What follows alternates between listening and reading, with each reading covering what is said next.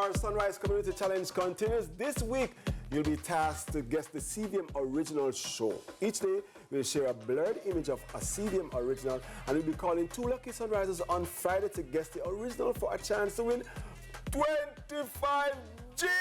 That's what's But up. you must be a part of the Sunrisers community, so go to our social media pages and click the link in our bio now. Not like, Yeah. hold on. No. All right? And if you're not on social media, you can send us a WhatsApp message at 876-833-0897. Yep. And don't forget to tune in to Lead Story this evening at 6:30 with George Davis. And of course, meet the Mitchells with the hour at 8 p.m. sharp. And you can see the story behind how these braces came off. Yeah, I gotta Finally. tune and watch it. Listen, remember, God without man is still God. Indeed. But man without God is zero, zilch, not nothing. All right, the guys. Roundtable squad takes over. with the bubbly energy of Jessica and of course my sister Celine and Ghetto Kirk. No, call him by my right name. Oh, Jia Yao Zhang. Jia Young Zhang. Bye, guys. Mwah. Welcome to the Wednesday edition of the Roundtable. My name is Kirk, and joining me at the table this morning is my co-host, Celine. Morning. And child psychologist, Jessica. Hi. Not a Welcome. child psychologist, just a psychologist. Just psychologist. Okay. Yeah. All right. So, how are you ladies doing today? I'm all right, thanks. How are you? Fantastic. Good, Hot. Hot. Oh, geez. It is. The heat is unbearable. Yeah. I got up out of my bed, like, in the middle of the night, and I felt warm breeze. My fan was blowing, but it was just warm breeze blowing at me. I don't know how. Jeez. Yeah. Yeah. Really rough. Yeah, horrible. We need to turn down the sun a little bit, just a little bit. And the humidity. Oh, yes. Yeah. That's what makes it worse, you know. For sure. There's the humidity for sure. Yeah. It's rough. But yeah, so how you guys, got any plans for the week? How we doing? No, just work after this. Let's work after this. Yeah. I really don't want to get into my bag. Is it bag of things time yet? No. Because no, it's not. We okay, have a few fine. seconds though. So, all right. So I'll just have to talk about my week. You just have to talk about your week.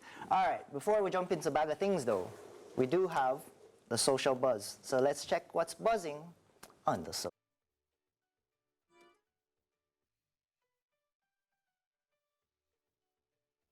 Y'all tell me, but I don't think this has ever happened in any rap beef.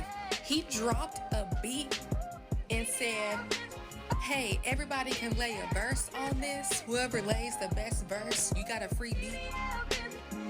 And it's actually people laying verses on this beat. This and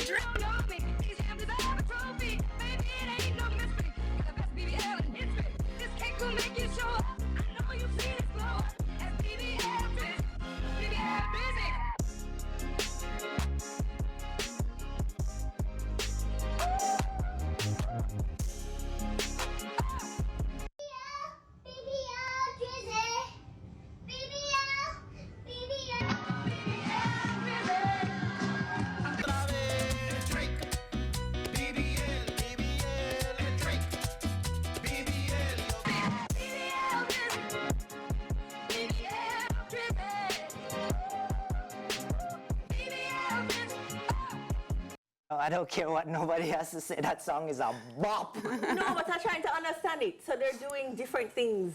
To BBL Drizzy. So how this song came about is there's a little hip-hop beef that's happening between Kendrick, Drake, and a whole bunch of people. So Drake wants to, go against everybody in a sense, but that has its origins, right? Yeah, and one of the guys that Drake mentioned in his diss track was Metro, who made this beat, right? So Metro, this was his reply as someone who makes beats. And this is such a catchy beat. I love it so much. It is. So will you be making something to it, Kirk? No, I don't You think should. so. I just enjoy bopping my head to it while I'm driving, even in the shower, whatever it is. But not, okay. Fair enough. All right, let's go into a bag of things. Yay, okay, so you know I'm excited. excited for this.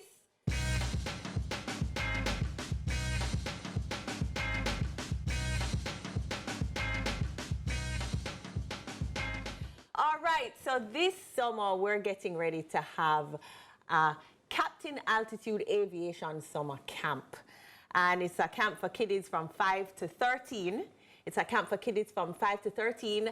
Well, this flyer is actually another summer program from 14 to 18 that will be at the Aerospace School of the West Indies. That really takes over from the Captain Altitude Summer Camp for kiddies 5 to 13. And it promises to be a wild and excellent experience. If you have kids that are just really interested in aviation, or it's really based in STEM learning as well, just to give you a way to, you know, grasp subjects, STEM subjects in a really interesting way. And I just like everything aviation. So pushing that for this summer. You won't be disappointed. Send your kids. Wonderful. Wonderful. Yeah. And with that, I see something hot coming.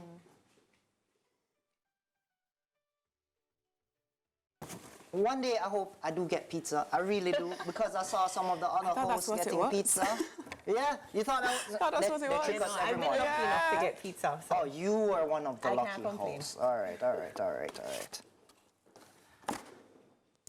Yeah, so this is gonna be very hot, very hot.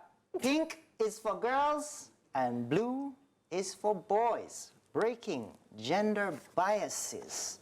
So, before we dive right in, I'd just like to know, let our audience know that everything that I say on this table from this point forward is my opinions, and my opinions Not alone, those of your employer. You know, Not those of... Yes. I'm not, you know, telling you that you should believe in my opinions, right? Or, you know, if you do agree, then fine. If not, then that's how it goes. So, as a psychologist, Yes. what are your thoughts on imposing gender expectations onto children? Like, you know, the typical blue is for boys, pink is for girls. What are your thoughts on that? So I think it's normal. It's just human nature, you know. Societal norms are called norms for a reason. They have existed for many, many moons before us, and will likely exist in different ways after us. And so I don't know that I have a good or bad opinion. I don't necessarily have a judgment of it, though. What I will say is that the tricky part comes up when norms and expectations become tied to self-worth. And so what is best for children is to understand their worth and their value just as them, just for being themselves, not because they adhere to a certain list of rules. And Celine? So my opinion is that, like, I'm going back to just the colors, since you mentioned pink and blue.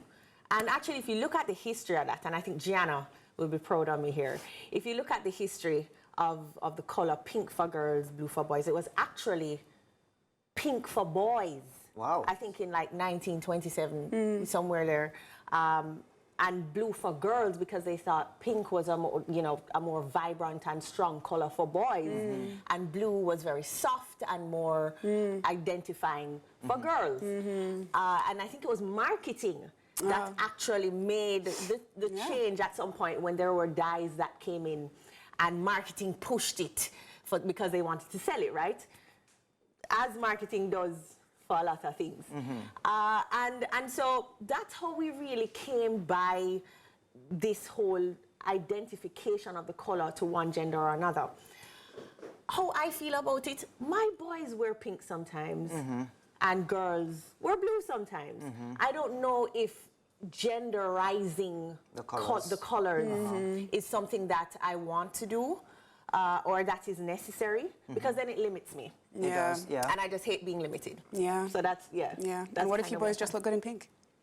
There you go. You know? Last Sunday. Certain skin tones. What if they just look good in pink? You know? Last Sunday, my 1.5-year-old went to church in pink. And he strutted was confidently. Can I tell you? Nothing wrong with that. Nothing wrong with that. Nothing wrong with that at all. What I'll add is, like, I don't think color has much to do with the behaviors attached to, you know, the boys and the girls, right? I think behavior is more important, and how you carry yourself with those colors on. Because me, personally, have worn some very colorful pants and shirts and floral stuff on the show, right? So I think that, you know, it's just a way to express yourself. No, and it's fair to say, Kurt, that when you, I feel like the earlier shows with you, you were very black and white. Yeah, yeah, and then you gave in to Jane, Yes. who was like, no, I need to put you in more color. Yeah, I need to be more popping, all that stuff. I like it though.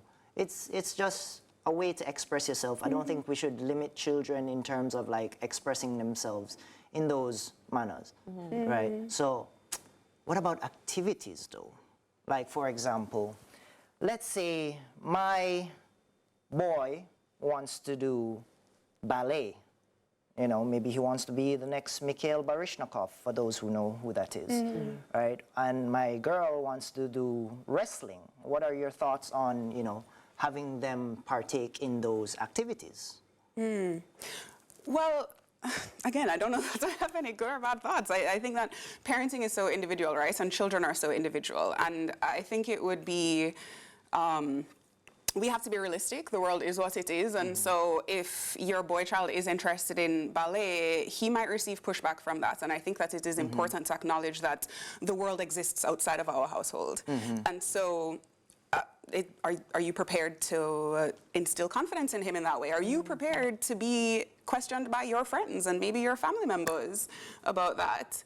And it's such a personal choice, although is there anything inherently wrong or right about it? No, I think ballet is such an excellent way to develop. I mean, have you ever seen a ballerina? They're so strong, they're so muscular, they're so graceful, they're so poised, they're so confident. Experience as well. I've done ballet in the past, in my younger years, and trust me, to lift the girls, you need a whole lot of strength. It takes a lot. It takes a lot. But what I'm thinking is that same pushback that you get from society, right?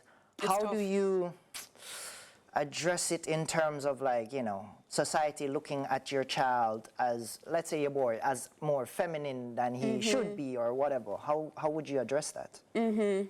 Well, you know, that goes back to what I'm thinking about worth. That if a child believes that they are worthy and that they are valued, then they do have that inner confidence to be able to greet the world authentically, to be able to take negativity in stride, to be able to understand that, you know, maybe not everyone has to agree with what I like, but it's okay that I like it. I love that. And it makes their experience so much easier to move through the world.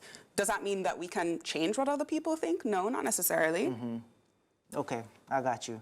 We're gonna move on to Celine, but first, we've got to pay some bills and take a quick break. More Roundtable after the break. Welcome back to the Roundtable. This morning, the topic is blue is for boys and pink is for girls, breaking gender biases.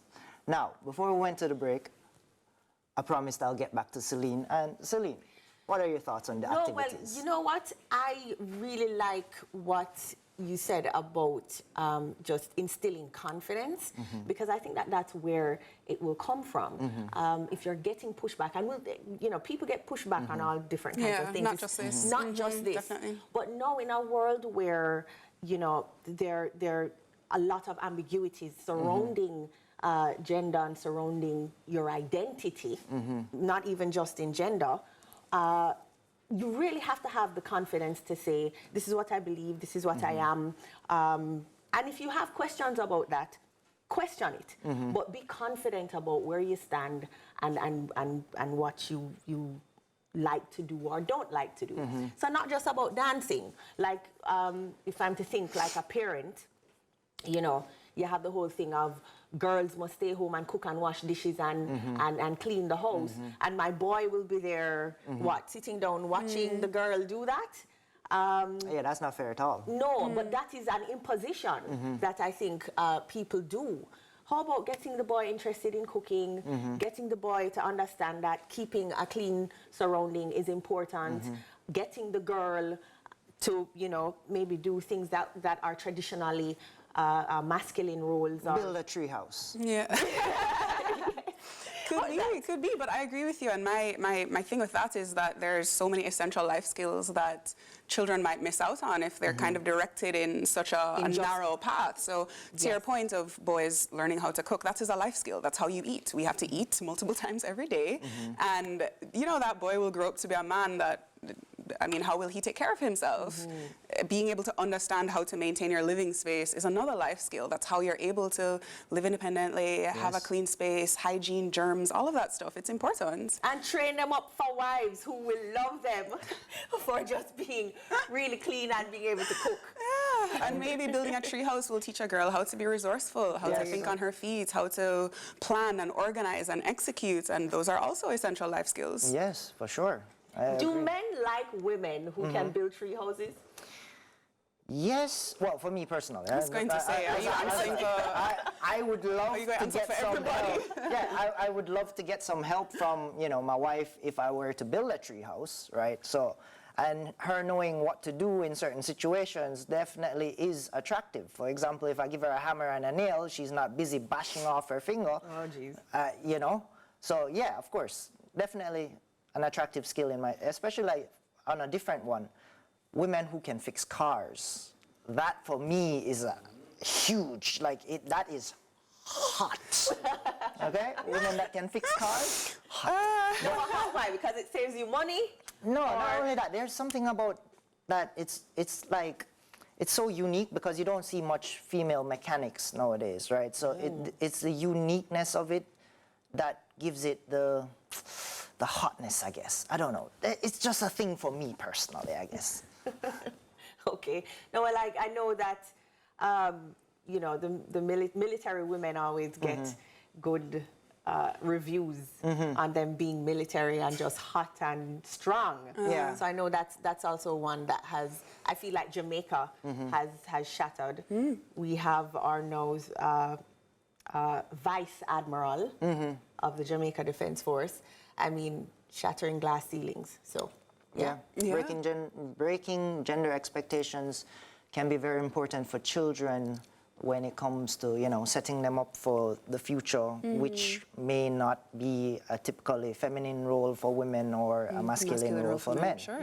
Right? So you have to give your child some form of freedom to explore what they like, what they might be good at, and all those stuff. So part of that is, like, for example, what do you think about like boys playing with certain toys and girls playing with certain toys? What are your thoughts on that?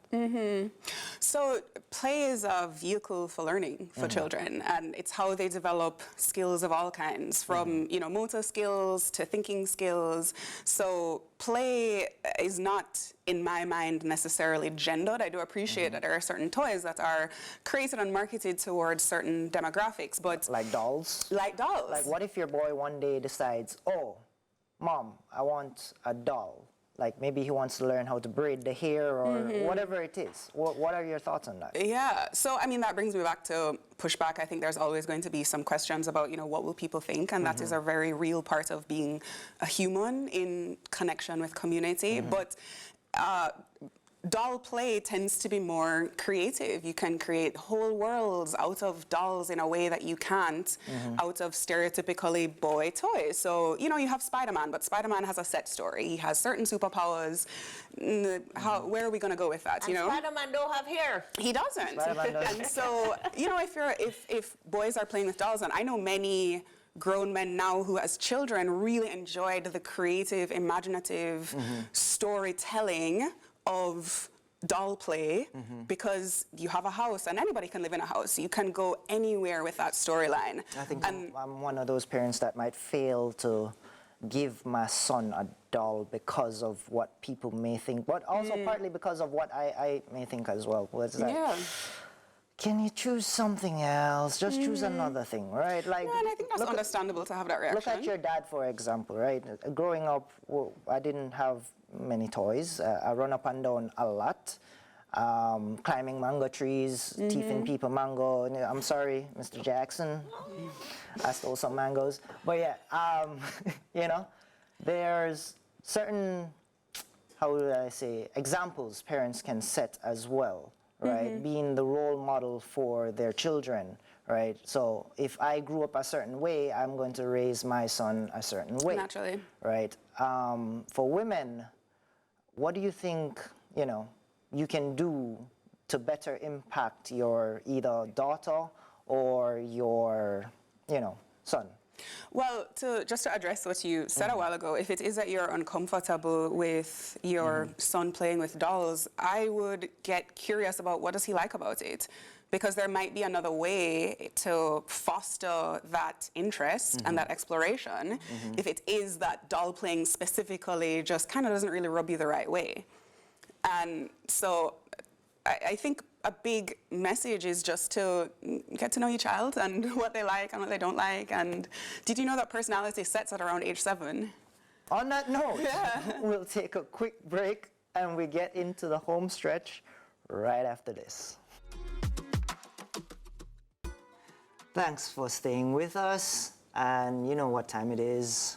My least favorite time, I guess. Final thoughts. But I'll let you finish your point first, Jessica. So go ahead. Right, and maybe this can segue into my final thoughts. Go ahead. Go ahead. That personality sets at around age 7. So oftentimes the child that you have is themselves. And really the point that I think is the most important to take away is that children are humans, full humans who just happen to be younger. I think there is this misconception that there's, you know, a little clay that we can mold, but they are individuals, they are themselves. And so one of the best ways to even think about, you know, gender bias is to get to know your child as they are, and how can I work with this child that I have, knowing that they are them, and I want them to believe that who they are is enough. For me, Kurt, you know, the world is going to push back on everything. Not just pink and blue and gender and whatever else you may be interested in. And I really think it's important to instill confidence so that whatever they come up against, they have that just very strong personality to say, but this is who I am. And I am a light that will shine, regardless of what you think. I love that. I love that. For me, I believe that everyone, you know, has the right to raise their children based on their own belief systems, right? As long as you're raising the child in a moral way and you're not hurting them or anything. So definitely you can be a good role model for your child just by being a good person, right? So it's not about like, all right, what he plays with or what she plays with or what they do growing up. I think the biggest example and leading light that the child should follow is you as the parent. So, with that being said, it's time to go. Thanks for staying with us. That's a wrap for the Roundtable today. Thank you to our amazing guest, Jessica Thompson, psychologist. Remember, guys, be good and be on purpose.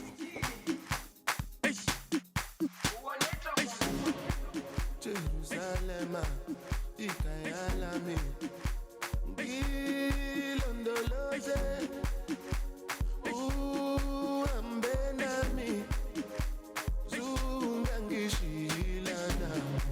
Jerusalem, ikayalami, ngilondoloze, uhambenami, zungangishilana.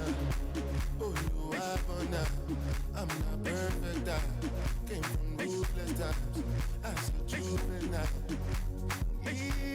Ilondoloze, zungangishilana. Look into my eyes, see pain and sacrifice. What's goes on my mind, struggling to survive. Ilondoloze.